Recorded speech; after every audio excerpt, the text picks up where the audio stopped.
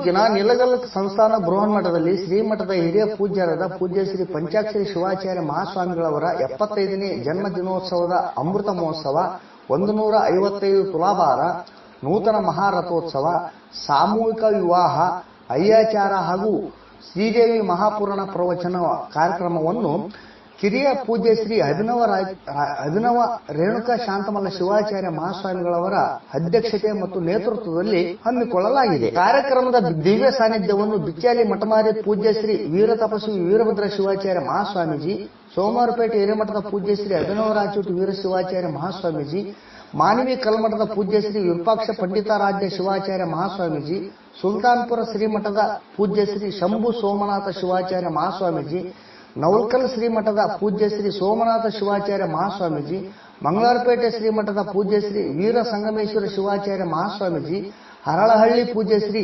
ಶರಣಬಸವ ದೇವರು ಇವರು ವಹಿಸಿದ್ದರು. ದೇವದುರ್ಗ ವಿಧಾನಸಭಾ ಕ್ಷೇತ್ರದ ಶಾಸಕಿಯಾದ ಶ್ರೀಮತಿ ಕರಿಯಮ್ಮ ಜಿ ನಾಯಕರವರು ದೀಪವನ್ನು ಪ್ರಜ್ವಲಿಸುವ ಮೂಲಕ ಕಾರ್ಯಕ್ರಮಕ್ಕೆ ಚಾಲನೆ ನೀಡಿ ಮಾತನಾಡಿ, ನಾನು ಈ ಕ್ಷೇತ್ರದ ಶಾಸಕಿಯಾಗಿ ಬೆಳಗಬೇಕಾದರೆ ಈ ನಾಡಿನ ಸರ್ವ ಶ್ರೀಗಳ ಶುಭಾಶೀರ್ವಾದ ಹಾಗೂ ತಾಲೂಕಿನ ಸರ್ವ ಜನತೆಯ ಆಶೀರ್ವಾದವಿದೆ. ನಾನು ಎಂದೆಂದೂ ಶ್ರೀಮಠದ ಮತ್ತು ತಾಲೂಕಿನ ಕ್ಷೇತ್ರದ ಮನೆ ಮಗಳಾಗಿ ಶ್ರಮಿಸುತ್ತಿರುವುದು ನನ್ನ ಪೂರ್ವಜನ್ಮದ ಪುಣ್ಯವಾಗಿದೆ. ಶಾಸ್ತ್ರಿಗಳು ಧ್ವನಿವರ್ಧಕದಲ್ಲಿ ನುಡಿದ ಪ್ರಕಾರ ಇದು ನನ್ನ ಸೇವೆ ಅಲ್ಲ, ನನ್ನ ಕರ್ತವ್ಯವಾಗಿದೆ. ನನ್ನ ತವರು ಮನೆಯಾದ ನಿಲಗಲ್ ಶ್ರೀಮಠದ ಮಗಳಾದ ನನ್ನ ಕರ್ತವ್ಯ ನಿಭಾಯಿಸಿದ್ದೇನೆ. ನನ್ನ ಮೇಲೆ ಸದಾ ಶ್ರೀಗಳ ಮತ್ತು ಜನತೆಯ ಆಶೀರ್ವಾದ ಇರಲಿ.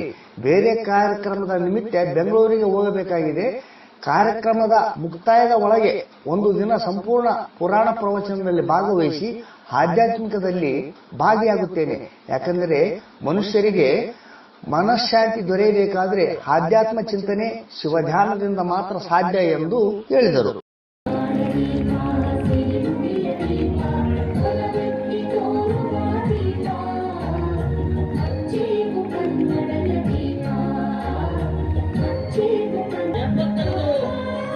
ವರ್ಷಗಳ ಅಮೃತ ಮಹೋತ್ಸವ ಕಾರ್ಯಕ್ರಮ ಪೂಜ್ಯ ಶತಸ್ಥಲ ಬ್ರಹ್ಮಗಳಾಗಿರುವ ಡಾಕ್ಟರ್ ಪಂಚಾಕ್ಷರಿ ಶಿವಾಚಾರ್ಯ ಮಹಾಸ್ವಾಮಿಗಳವರ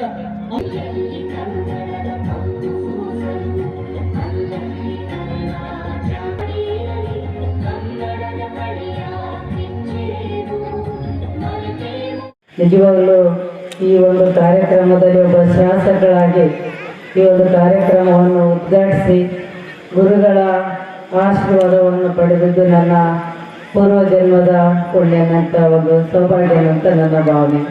ಇವತ್ತೇನು ಅಪ್ಪವರು ಅವರು ನಮ್ಮ ಭಾಗದ ನಡೆದಾಡುವಂಥ ದೇವರು ಅಂತ ಹೇಳಿದ್ರೆ ತಪ್ಪಾಗಲಿಕ್ಕಿಲ್ಲ.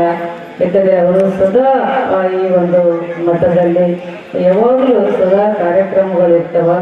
ಈ ಒಂದು ಅವರ ಜನ್ಮದಿನದ ಪ್ರಯುಕ್ತ ಏನಿಗೇನು ಇವಾಗೇನು 12 ದಿನ ಕಾರ್ಯಕ್ರಮ, ಇವತ್ತು ಮೊದಲೇ ದಿನ ನನ್ನ ಉದ್ಘಾಟಕರನ್ನಾಗಿ ಅವರು ಕರೆದು ಅವರೇ ಬಂದು ಬಾಮ ನೀನು ಆ ಕಾರ್ಯಕ್ರಮಕ್ಕೆ ನೀವು ಇರಲೇಬೇಕಂತ ಕೇಳಿದರು. ಹಂಗಾಗಿ ನಾನು ಈ ಕಾರ್ಯಕ್ರಮಕ್ಕೆ ಇರಲೇಬೇಕಂತೇಳಿ ನಾನಿದ್ದೆ. ಯಾಕಂತಂದರೆ ಕ್ಷಮಿಸಬೇಕು, ನಾನು ಈ ಕಾರ್ಯಕ್ರಮವನ್ನು ಸಂಪೂರ್ಣವಾಗಿ ನೋಡಬೇಕು, ಇಲ್ಲೆಲ್ಲ ಇದರಲ್ಲಿ ಎಲ್ಲ ಈ ಕಾರ್ಯಕ್ರಮ ಮುಗಿಯುವವರೆಗೆ ಇರಬೇಕನ್ನೋದು ನನ್ನ ಮನದಾಸೆ. ಇದು ಕೂಡ ಈ ನಾಳೆ ನಮ್ಮದೇನು ಕಮಿಟಿ ಮೀಟಿಂಗ್ ಇರ್ತದೆ ಪ್ರತಿ ವಾರ, ನಾನು ಅಲ್ಲಿ ತಪ್ಪಿಸ್ಲಿಕ್ಕೆ ಆಗೋದಿಲ್ಲ.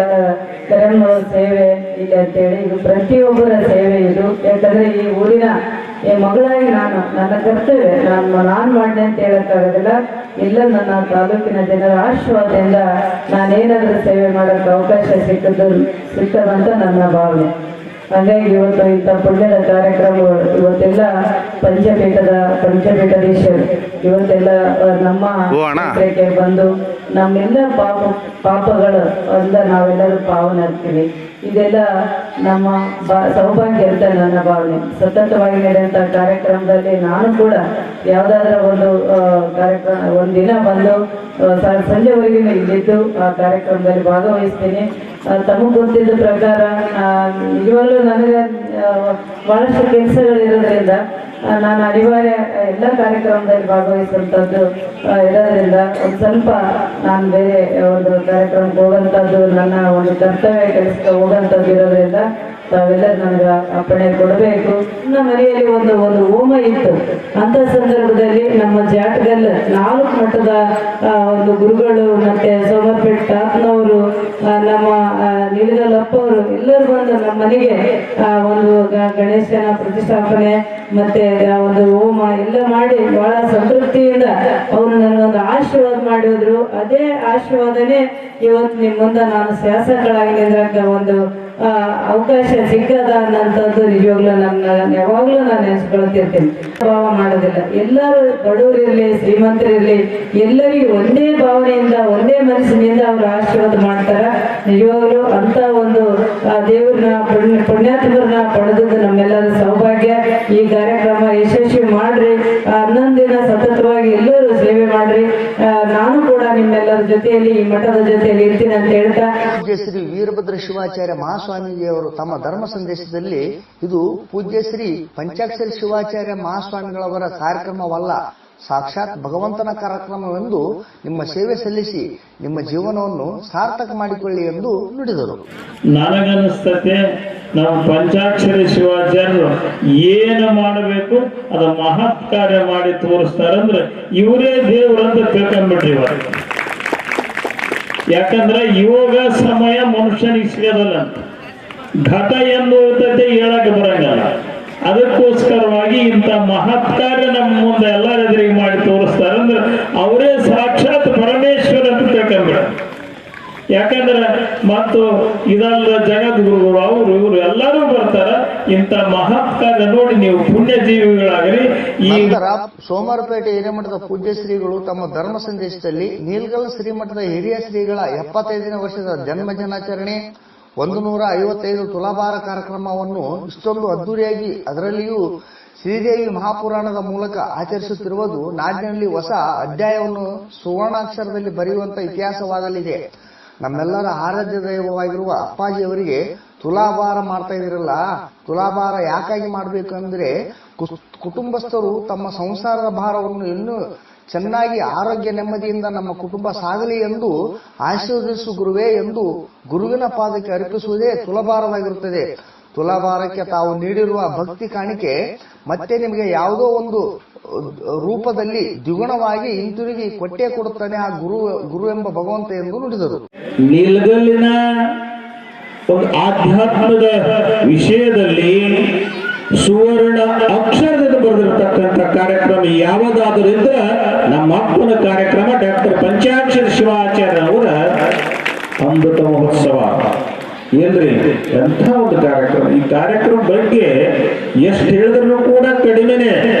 ಇವತ್ತು ಗುರುವಿನ ವರ್ಣನೆ ಆಗಲಿ ತಾಯಿ ವರ್ಣನೆ ಆಗಲಿ ಈ ಭೂಮಿಯನ್ನೇ ಕಾಗದನ್ನಾಗಿ ಮಾಡಿ ಸಪ್ತ ಸಾಗರದಲ್ಲಿರ್ತಕ್ಕಂಥ ನೀರನ್ನೇ ಮಷಿಯನ್ನಾಗಿ ಮಾಡಿ ಗುರುವಿನ ಮಹಿಮೆ ಬರ್ಲಿಕ್ಕಂದ್ರೆ ಮುಗ್ಲಿಕ್ಕೆ ಸಾಧ್ಯನೇ ಇಲ್ಲ ಅಂಥ ಗುರುನಾಥ ಯಾರಾದರೂ ಈ ಭಾಗದೊಳಗಿದ್ರೆ ಡಾಕ್ಟರ್ ಪಂಚಾಕ್ಷರಿ ಶಿವಾಚಾರ್ಯ ಅಂದ್ರೆ ತಪ್ಪಾಗೋದಿಲ್ಲ.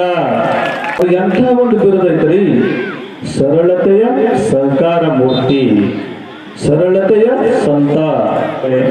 ಪತ್ರಕರ್ತರೇ, ಛಾಯಾಗ್ರಾಹಕರೇ, ಈ ಸಮಾರಂಭದಲ್ಲಿ ಭಾಗವಹಿಸಿರ್ತಕ್ಕಂಥ ಯಾವತ್ತೂ ತಾಯಿ ಬಳಗವೇ, ತಂದೆ ಬಳಗವೇ, ಒಂದು ಮಕ್ಕಳೇ, ನಿಮ್ಮೆಲ್ಲರ ಗುರುವಿನ ಪಾದಕ್ಕೆ ಅರ್ಪಣೆ ಮಾಡುವುದಕ್ಕೆ ಏನಂತಾರೆ ತುಲಾಭಾರ ಅಂತಕ್ಕಂಥ ಮಾತನ್ನ ಅಂತಾರೆ. ನೀವೆಲ್ಲರೂ ಕೂಡ ನಿಮ್ಮ ತಾಪತ್ರೆಯನ್ನ ಗುರುವಿನ ಪಾದಕ್ಕೆ ಅರ್ಪಣೆ ಮಾಡಿ ನೀವೆಲ್ಲರೂ ಕೂಡ ತುಲಾಭಾರವನ್ನು ನಮ್ಮ ರಾಯಚೂರು ಜಿಲ್ಲೆಯ ಒಳಗೆ ಇಷ್ಟೊಂದು ತುಲಾಭಾರ ಯಾರಿಗೆ ಆಗವೇನೋ ಗೊತ್ತಿಲ್ಲ, ಆದ್ರೆ ಇತಿಹಾಸವನ್ನು ನಿರ್ಮಾಣ ಮಾಡತಕ್ಕಂಥ ಕಾರ್ಯಕ್ರಮ ಈ ನಿಲಗಲ್ಲ ಮಹಾಬ್ರಾಹ್ಮಣದೊಳಗೆ ನಡೀತಾ ಇದೆ.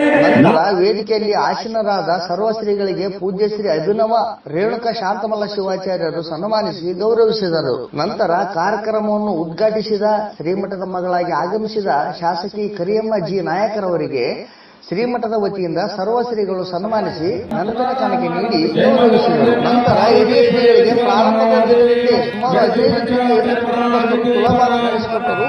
ತುಲಾಭಾರಕ್ಕಿಂತ ಮುಂಚೆ ಪ್ರತಿಯೊಬ್ಬ ಕುಟುಂಬಸ್ಥರು ಶ್ರೀಗಳ ಪುಣ್ಯಚರಣಗಳಿಗೆ ಪೂಜೆ ಸಲ್ಲಿಸಿ ಅವರಿಂದ ಶುಭಾಶೀರ್ವಾದ ಪಡೆದರು. ನಂತರ ಕಿರಿಯ ಶ್ರೀಗಳು ತುಲಾಭಾರ ಸಲ್ಲಿಸಿದ ದಂಪತಿಗಳಿಗೆ ಸನ್ಮಾನಿಸಿ ಆಶೀರ್ವಾದ ಮಾಡಿದರು. ಕಾರ್ಯಕ್ರಮದ ಪ್ರಾರಂಭದಲ್ಲಿ ಖ್ಯಾತ ಪ್ರವಚನಕಾರರು ಹಾಗೂ ನಿರೂಪಕರಾದ ಒಂದಾಲಿ ಹಿರೇಮಠದ ವೇದಮೂರ್ತಿ ಬಸವರಾಜ ಶಾಸ್ತ್ರಿಗಳು ಶಹಾಪುರ್ ಇವರು ಶ್ರೀದೇವಿ ಮಹಾಪುರಾಣದ ಒತ್ತಿಗೆಗೆ ಪೂಜೆ ಸಲ್ಲಿಸಿ ಪ್ರಾರಂಭದ ಅಧ್ಯಯನವನ್ನು ಪಠಣ ಮಾಡುವುದರ ಮೂಲಕ ಮಹಾಪುರಾಣ ಪ್ರವಚನಕ್ಕೆ ಚಾಲನೆ ನೀಡಿದರು.